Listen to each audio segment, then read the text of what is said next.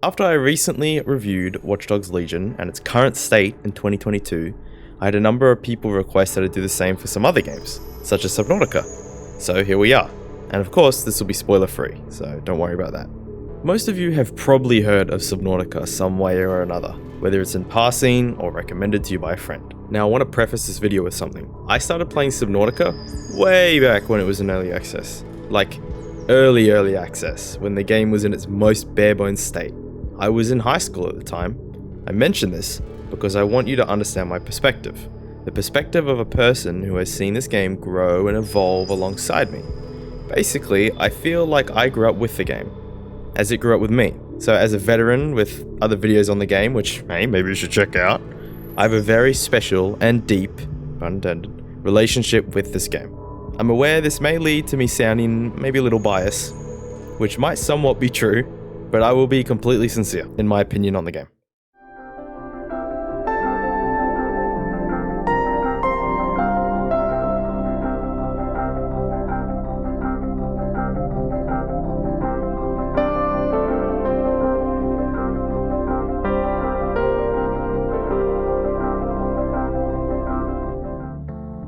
If I had to use one word to explain this game, that word would be unique. So many things about this game, from its art design to its setting to even the story, are unique. I mean, most of the game is set underwater. That is pretty uncommon in itself. I can make this easy for you. I still play the game every now and then. So if someone like me, that has beat the game many times, still comes back to it, that should tell you that yes, it is absolutely worth it. If the game is on sale, or if you were just wondering if you should give it a try, there is your simple answer. However, I'd still really appreciate if you watched until the end of the video, because we will of course get more in depth. Again, pun intended. I think it might be a good idea to start with the visuals. Unknown Worlds have done such a great job giving Subnautica an extremely unique art design. All the technology has an almost retro but futuristic design, and this paired with the color palette is just mwah. Of course, the graphics are high quality, filled with bright, vibrant colors that do a great job selling you on the fact that it's an alien planet you're stranded on. Very different compared to most other survival games, most of which being set on Earth. And thankfully, to go along with the great visuals comes great sound. Subnautica does not disappoint in this regard either. You may or may not have heard the phrase, Subnautica is a horror game in disguise. And it is in fact true.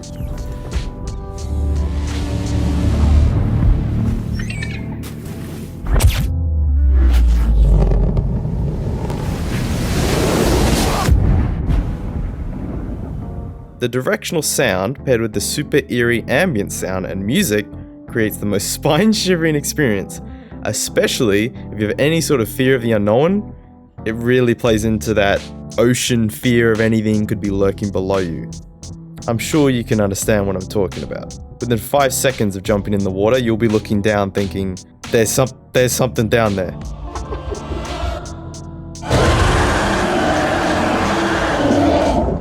It is great. In fact, I may as well give you a little anecdote. I remember years ago, I was playing one night and the game got me so good, I literally froze up for a few seconds. No other game has made me ever genuinely freeze up like that.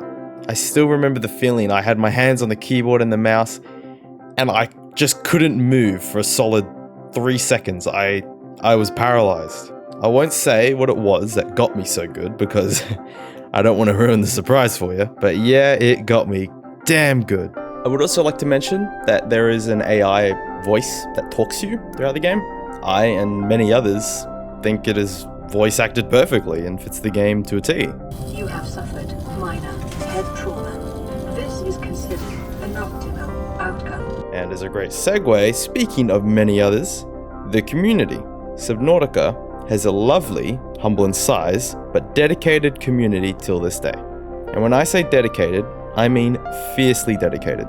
The people like myself that love this game really love this game. I still frequently visit the subreddit for Subnautica, and there is always people posting, whether it be an interesting new discovery, or their first experience with the game, or just memes, whatever it may be. It's still a very healthy game with a very prosperous community.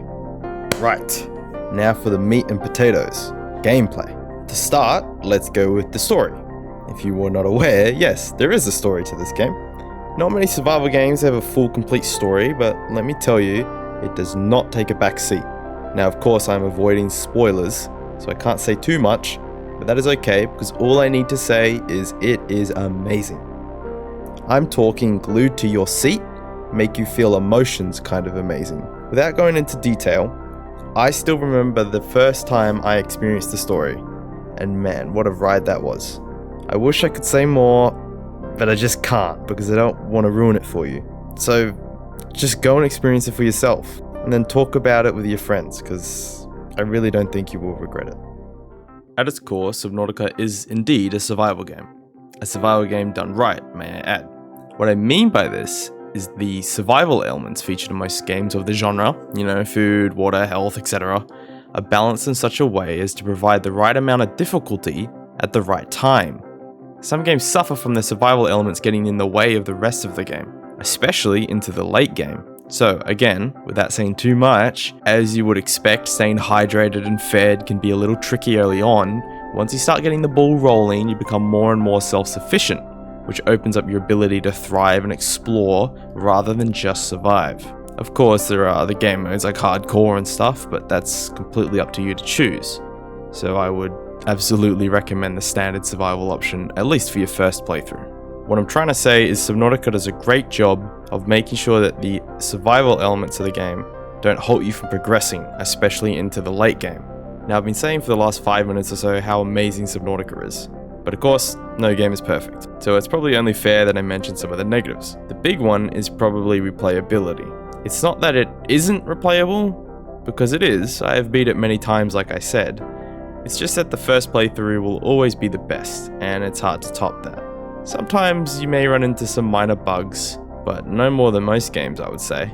However, farming for materials can sometimes be a little bit of a nuisance, especially if you don't know where to look for certain things. That certainly borders on the line of tedium. Now, there are definitely other negative qualities to the game, but I can't personally think of any others worth really mentioning. It is good to make sure the discussion is open to all qualities, both positive and negative. So if you do have any other things that are worth mentioning, please do say it down below.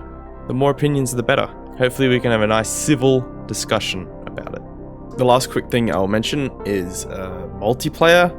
Now, the game does not support official multiplayer. There is a mod in the works for it, but it is of course an unofficial mod. So if you were interested in the game for co-op, I probably wouldn't get your hopes up. Full support of multiplayer would be pretty cool, but unfortunately it won't happen. Hopefully sometime in the future the mod is integrated well enough that it works perfectly. That way people that want to play with their friends can, but I guess we'll have to wait and see. Man, I could talk about this game for literal hours. So many more things I could say, but I think by now you get the point. So for the sake of not making the video much longer than it needs to be, I think we will end it here. I truly hope the things I've said have inspired you to give the game a try, or even return to the game for another go around. Either way, I'm happy. So that's it from me, and I'll see you next time.